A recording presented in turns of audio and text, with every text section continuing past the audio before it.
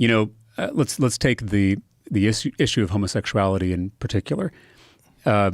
One is something Jesus never talks about, even though gay people existed in the ancient world. Is it in the Old Testament?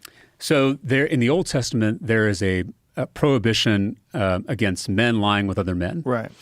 And here's the thing, and any biblical scholar will tell you this, in a lot of ways we're dealing with ancient euphemisms. And it's hard to tell what a euphemism means thousands of years later, right? I had a professor at seminary, this is going to sound weird, but he was like, think about 2,000 years from now, how difficult it'll be for people to tell the difference between a butt dial and a booty call, right? Like those are two things that sound very similar on a piece of paper and they have very different meanings.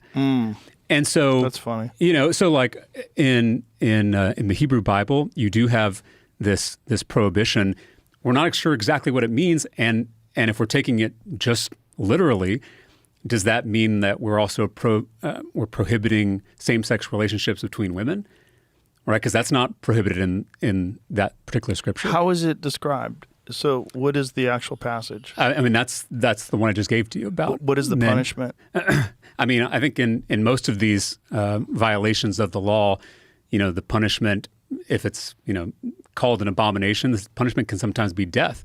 And this is true of eating certain foods, of planting different crops next to each other. Wearing two different types of cloth. Sure. And again, I'm not a rabbi, so I hesitate to be able to speak with authority on the Jewish scriptures. But this was a people who had found freedom from slavery in Egypt, and they were trying to be able to set themselves apart from that domination that they knew in Egypt. They wanted a completely new world where God was in charge, not some pharaoh, not some emperor.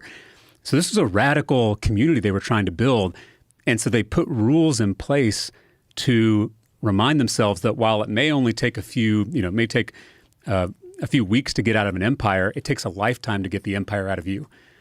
So we now, 2,000, 3,000 years later, in terms of the Jewish scriptures, we're now reading it with modern eyes, trying to interpret what they mean and then apply it to our modern context. One, I think that's sloppy theology. Two, I think it's disrespectful to the Jewish people. Three, it's a misunderstanding of Christianity, because the whole idea of Jesus's movement was that he was simplifying the law, right? He simplified it into two commandments: love God and love neighbor. Those are the only two commandments that we Christians should keep our focus on.